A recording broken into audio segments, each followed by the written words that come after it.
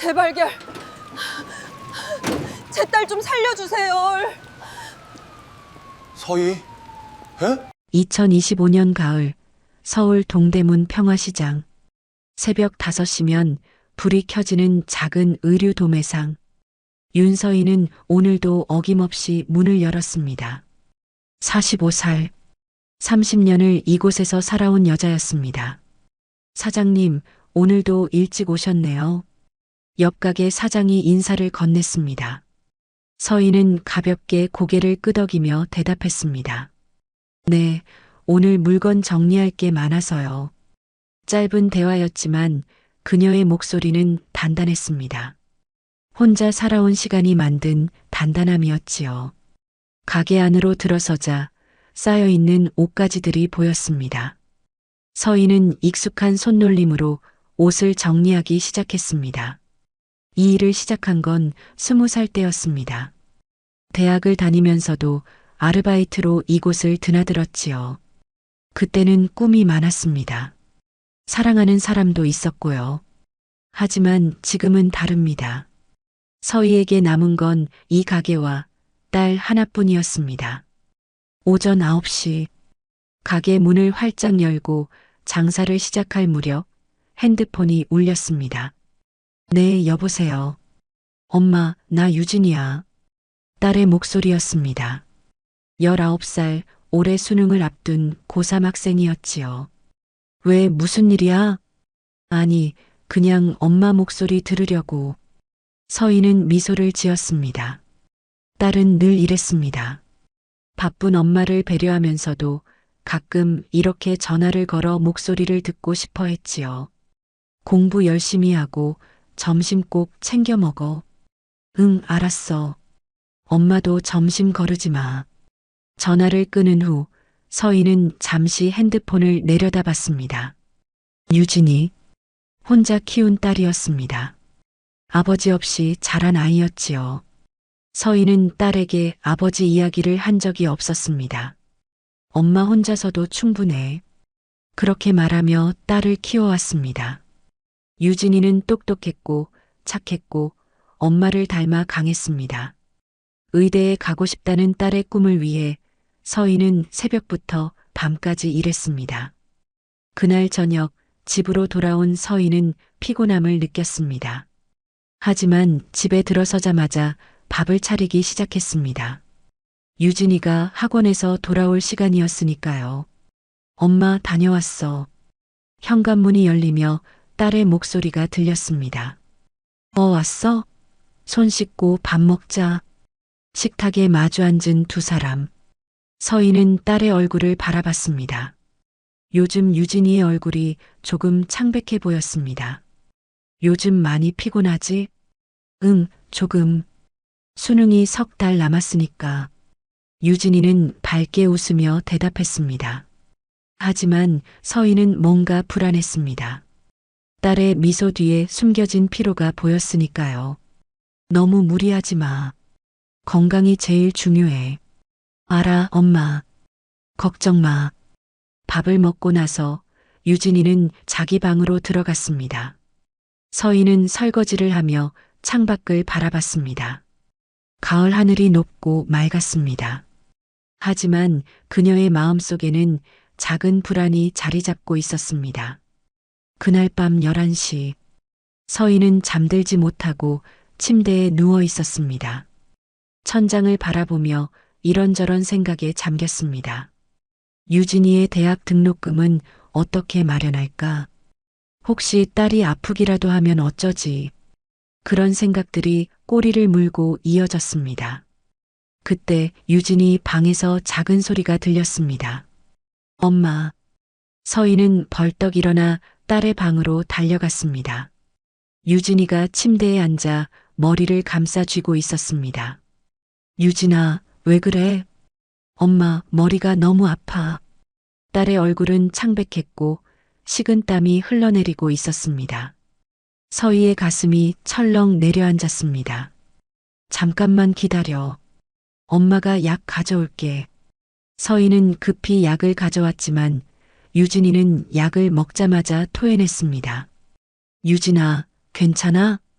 엄마, 어지러워. 유진이의 목소리가 점점 작아졌습니다.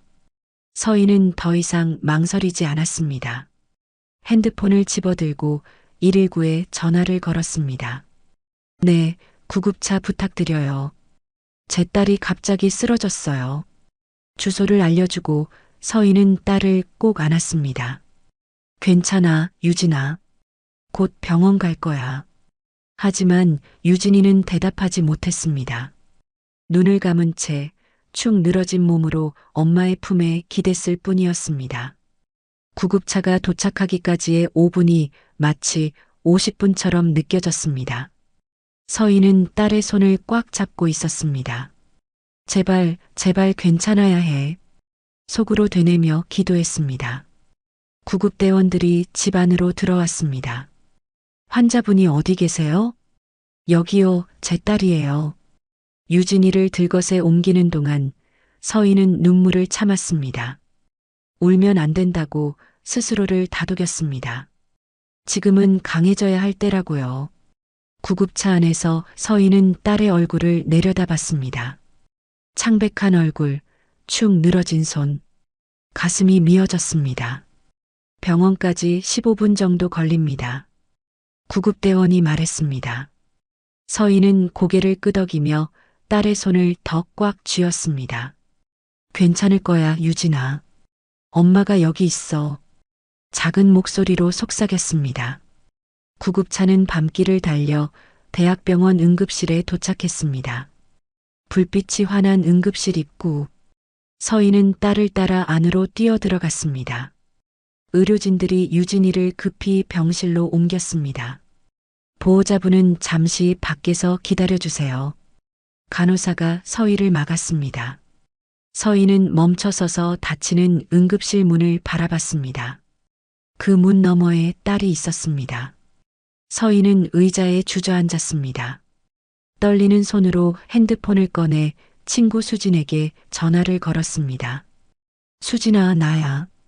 목이 메어 말이 나오지 않았습니다. 서희야, 무슨 일이야? 유진이가 병원에 있어. 대학병원 응급실이야. 지금 갈게. 조금만 기다려. 전화를 끊고 서희는 고개를 떨어뜨렸습니다. 눈물이 뺨을 타고 흘러내렸습니다. 20분 후 응급실 문이 열렸습니다. 하얀 가운을 입은 의사가 나왔습니다.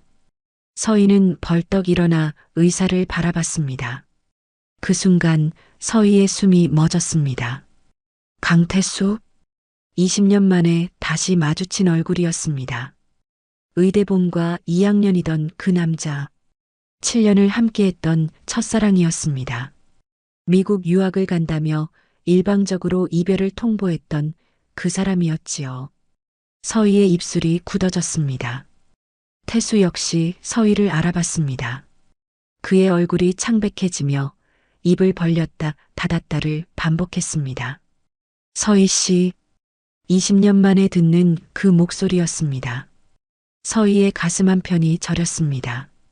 하지만 지금은 그런 감정을 느낄 여유가 없었습니다. 제 딸 유진이는 어떻게 됐나요? 서희의 목소리가 떨렸습니다. 태수는 잠시 당황한 표정을 지었습니다.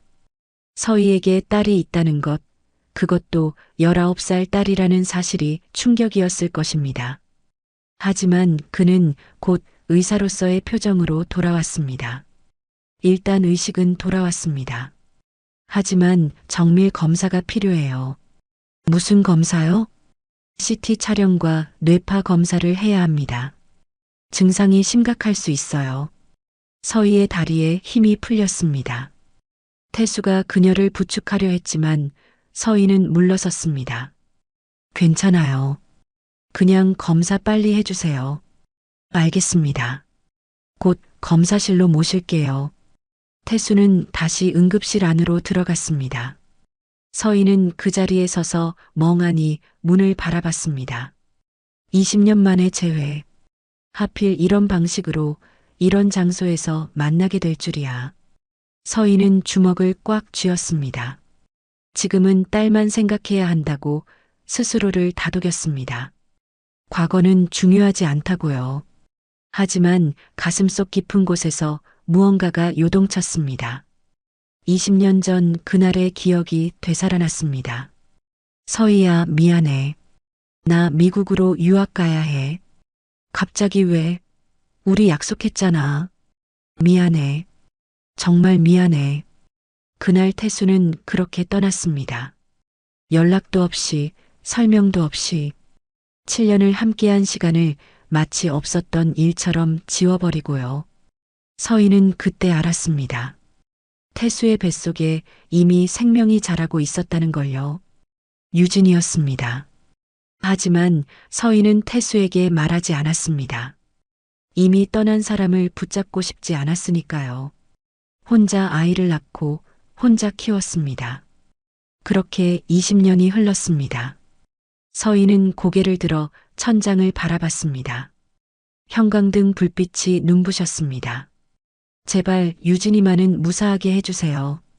작은 목소리로 기도했습니다. 그때 뒤에서 누군가 서희를 불렀습니다. 서희야. 수진이었습니다. 서희의 대학 동기이자 유일한 친구였지요. 서희는 수진을 보자마자 그녀의 품에 안겼습니다.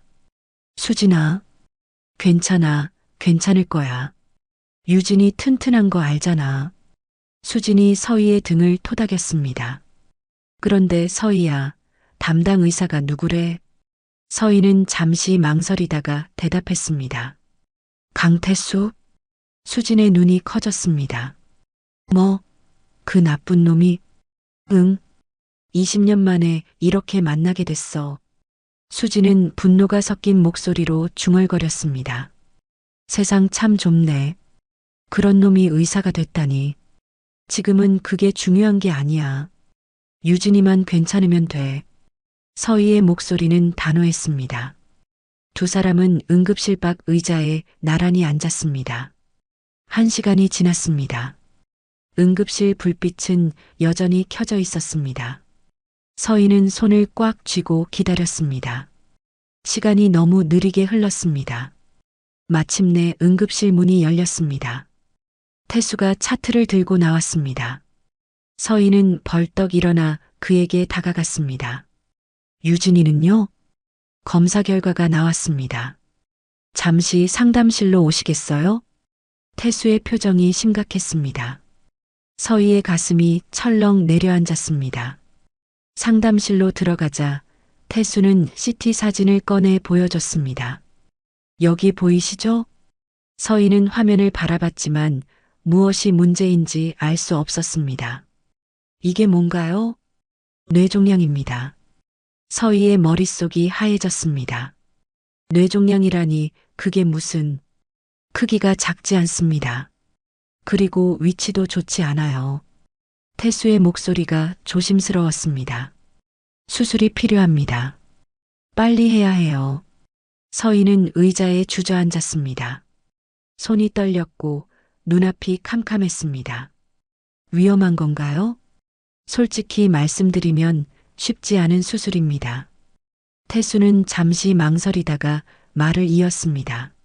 하지만 최선을 다하겠습니다. 서희는 고개를 들어 태수를 바라봤습니다.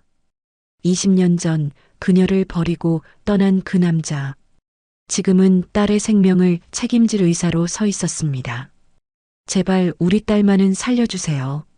서희의 목소리가 떨렸습니다. 태수는 서희의 눈을 똑바로 바라봤습니다. 믿어주세요. 제가 책임지겠습니다. 그 눈빛은 진지했습니다. 서희는 고개를 끄덕였습니다. 지금은 과거가 중요하지 않았습니다. 딸의 생명 앞에서 모든 원한은 잠시 내려놓아야 했습니다. 상담실을 나오며 서희는 뒤돌아보지 않았습니다. 태수는 그 자리에 서서 서희의 뒷모습을 바라봤습니다. 그의 가슴 속에서도 무언가가 요동쳤습니다. 20년 만에 다시 만난 첫사랑, 그리고 그녀의 19살 딸. 태수는 차트를 내려다봤습니다. 환자 이름 윤유진, 생년월일 2006년 3월. 태수의 손이 멈췄습니다. 2006년 3월. 자신이 서희를 떠난 시점으로부터 정확히 9개월 후였습니다. 태수의 얼굴이 창백해졌습니다. 혹시 이 아이가... 그는 급히 응급실로 돌아가 유진이의 얼굴을 다시 봤습니다. 또렷한 눈매, 길쭉한 눈 모양, 자신의 어린 시절 사진과 너무나 닮아 있었습니다. 태수는 숨을 멈췄습니다. 이 아이가 자신의 딸일 수도 있다는 생각이 머릿속을 가득 채웠습니다. 그날 밤 서희는 병원 복도에 앉아 밤을 새웠습니다. 수진이 옆에서 함께 있어줬지만 서희는 한마디도 하지 않았습니다. 그저 창밖을 바라보며 생각에 잠겼을 뿐이었습니다. 새벽 5시, 동이 트기 시작했습니다. 서희는 일어나 유진이의 병실로 향했습니다. 문을 열고 들어서자 딸이 침대에 누워 자고 있었습니다. 창백한 얼굴이었지만 숨은 고르게 쉬고 있었습니다. 서희는 침대 옆에 앉아 딸의 손을 잡았습니다. 유진아, 괜찮을 거야. 엄마가 지킬게. 작은 목소리로 속삭였습니다. 그때 뒤에서 문이 열리는 소리가 들렸습니다. 태수였습니다. 아직 안 주무셨어요? 서희는 고개를 돌리지 않고 대답했습니다. 잠이 오지 않아서요. 태수는 조심스럽게 다가와 차트를 확인했습니다. 수술은 내일 오전에 진행됩니다. 알겠습니다. 짧은 대답이었습니다. 태수는 잠시 망설이다가 입을 열었습니다. 서희 씨, 제가 지금은 그런 이야기 하고 싶지 않아요. 서희의 목소리는 차가웠습니다. 유진이 수술만 잘해주세요. 그것만이 제가 바라는 전부예요. 태수는 할 말을 잃었습니다. 그는 고개를 숙이고 병실을 나갔습니다. 문이 닫히고 서희는 다시 딸의 손을 꽉 쥐었습니다. 눈물이 뺨을 타고 흘러내렸습니다. 제발 괜찮게 해주세요. 작은 기도가 새벽 공기 속으로 스며들었습니다. 마이너스. 수술 당일 아침, 서희는 유진이가 수술실로 들어가는 모습을 지켜봤습니다. 엄마, 괜찮을 거야. 걱정하지 마. 유진이가 웃으며 말했습니다. 오히려 딸이 엄마를 위로하고 있었습니다. 서희는 눈물을 참으며 고개를 끄덕였습니다. 응, 잘 다녀와. 수술실 문이 닫혔습니다. 서희는 그 자리에 주저앉아 울음을 터뜨렸습니다. 수진이 옆에서 그녀를 꽉 안아줬습니다. 괜찮아, 서희야. 유진이는 강한 아이야. 수술은 6시간 동안 계속되었습니다. 서희는 수술실 밖에서 한 발짝도 움직이지 않았습니다. 시간이 너무 느리게 흘렀습니다. 1시간, 2시간, 3시간. 서희는 시계만 바라보며 기도했습니다. 마침내 수술실 불빛이 꺼졌습니다. 문이 열리고 태수가 나왔습니다. 마스크를 벗은 그의 얼굴은 지쳐 있었습니다. 서희는 벌떡 일어나 그에게 달려갔습니다. 유진이는요? 수술은 성공적으로 끝났습니다. 서희의 다리에 힘이 풀렸습니다. 태수가 그녀를 부축했습니다. 하지만 아직 안심할 수는 없어요. 경과를 지켜봐야 합니다. 그래도 살아있는 거죠? 네, 살아있습니다. 서희는 그 자리에서 울음을 터뜨렸습니다. 20년간 혼자 딸을 키우며 참아왔던 눈물이 한꺼번에 쏟아졌습니다. 태수는 조용히 서희를 지켜봤습니다. 그의 가슴 속에서도 무언가가 무너져 내리고 있었습니다. 이 여자가 혼자 겪어왔을 고난이, 딸을 위해 견뎌왔을 시간이 느껴졌습니다. 며칠 후 유진이는 의식을 회복했습니다. 서희는 딸의 손을 잡고 울었습니다. 유진아, 괜찮아? 응, 엄마. 나 괜찮아. 유진이가 약하게 미소를 지었습니다. 그날 저녁 태수는 서희를 따로 불렀습니다. 잠시 이야기 좀 할 수 있을까요? 서희는 망설였지만 결국 고개를 끄덕였습니다. 병원 옥상으로 올라갔습니다. 가을바람이 차갑게 불었습니다. 태수가 먼저 입을 열었습니다. 서희 씨, 유진이가 제 딸인가요? 서희는 대답하지 않았습니다. 생년월일을 봤어요. 그리고 유진이의 얼굴을 봤습니다. 태수의 목소리가 떨렸습니다. 제 딸 맞죠? 서희는 한참을 침묵했습니다. 그리고 천천히 고개를 끄덕였습니다. 네, 맞아요. 태수는 한숨을 내쉬었습니다. 왜 말하지 않았어요? 말할 필요가 없었으니까요. 서희의 목소리는 차가웠습니다. 당신은 이미 떠났고 전 혼자서도 충분했어요. 하지만 알았다면 뭐가 달라졌을까요? 서희가 태수를 똑바로 바라봤습니다. 당신은 어차피 떠났을 거예요. 그리고 전 혼자 아이를 키웠을 거고요. 태수는 할 말을 잃었습니다. 미안해요. 정말 미안해요. 미안하다는 말로 20년이 지워지나요? 서희의 목소리가 떨렸습니다. 전 혼자 아이를 낳았어요. 혼자 밤새 아이를 안고 울었고 혼자 아이의 첫걸음을 봤어요. 눈물이 뺨을 타고 흘러내렸습니다. 당신이 없어도 우린 잘 살았어요. 그리고 앞으로도 그럴 거예요. 태수는 고개를 숙였습니다. 하지만 이제 알았으니 책임을 지고 싶어요. 책임이요? 서희가 비웃었습니다. 20년이 지난 지금 무슨 책임을 지겠다는 거예요? 아버지로서의 책임이요. 태수가 서희를 바라봤습니다. 늦었지만 이제라도 유진이의 아버지가 되고 싶어요. 서희는 고개를 저었습니다. 유진이에게 아버지는 없었어요. 지금도 앞으로도요. 하지만 그만해요. 더 이상 듣고 싶지 않아요. 서희는 돌아서서 옥상 문을 향해 걸어갔습니다. 태수는 그 뒷모습을 바라보며 주먹을 쥐었습니다. 20년이라는 시간이 너무나 무겁게 느껴졌습니다. 며칠 후 유진이는 퇴원 준비를 했습니다. 회복이 빨랐고 의사들도 놀라워했습니다. 정말 튼튼한 아이네요. 간호사가 웃으며 말했습니다. 서희는 유진이의 짐을 챙기며 미소를 지었습니다. 그때 병실 문이 열렸습니다. 태수였습니다. 손에 과일 바구니를 들고 있었습니다. 퇴원 축하해요. 유진이가 밝게 웃으며 대답했습니다.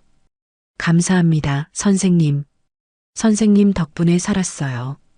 태수는 유진이를 바라보며 복잡한 표정을 지었습니다. 앞으로 건강 조심하고 정기 검진 꼭 받아야 해요. 네, 알겠습니다. 태수는 서희를 바라봤습니다. 서희는 눈을 마주치지 않고 짐을 챙겼습니다. 그럼 저희 이만 가보겠습니다. 네, 조심히 가세요. 세 사람은 각자의 자리에서 어색하게 인사를 나눴습니다. 병원을 나서며 유진이가 물었습니다. 엄마, 그 선생님 좋은 분 같아. 서희는 대답하지 않았습니다. 그저 딸의 손을 꽉 잡고 걸어갈 뿐이었습니다. 집으로 돌아온 후 서희는 유진이를 재웠습니다. 그리고 혼자 거실에 앉아 창밖을 바라봤습니다. 가을밤의 달이 밝았습니다. 서희는 20년 전 그날을 떠올렸습니다. 태수가 떠난 날을요. 미안해, 서희야. 나 떠나야 해. 왜? 갑자기 왜? 설명할 시간이 없어. 정말 미안해. 그날 이후 태수는 연락도 없이 사라졌습니다. 서희는 그때 이미 임신 사실을 알고 있었습니다. 하지만 말하지 않았습니다. 떠나는 사람을 붙잡고 싶지 않았으니까요. 혼자 아이를 낳고 혼자 키웠습니다. 힘들었지만 후회하지 않았습니다. 유진이는 서희의 전부였으니까요. 서희는 고개를 들어 하늘을 바라봤습니다.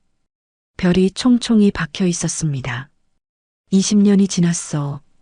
이제 다 지난 일이야. 스스로에게 말했습니다. 하지만 가슴속 깊은 곳에서는 아직도 무언가가 아팠습니다. 20년이라는 시간도 지우지 못한 상처가 있었습니다. 마이너스 마이너스 마이너스. 일주일 후 서희는 다시 가게로 돌아왔습니다. 유진이는 집에서 휴식을 취하고 서희는 일을 시작했습니다. 쌓인 일거리가 많았습니다. 사장님, 오랜만이에요. 딸 괜찮아졌어요? 옆 가게 사장이 물었습니다. 네, 많이 좋아졌어요. 걱정 끼쳐드려 죄송해요. 무슨 말씀을요? 가족이 우선이죠. 서희는 가볍게 웃으며 고개를 끄덕였습니다. 하루 종일 일을 하고 집에 돌아온 서희. 현관문을 열자 유진이가 소파에 앉아 책을 읽고 있었습니다. 유진아, 공부해? 응, 조금씩 하고 있어. 유진이가 웃으며 대답했습니다. 서희는 딸의 머리를 쓰다듬었습니다. 무리하지 마. 천천히 해. 알아, 엄마. 저녁을 먹고 나서 유진이가 조심스럽게 물었습니다. 엄마, 나한테 물어볼 게 있어. 뭔데?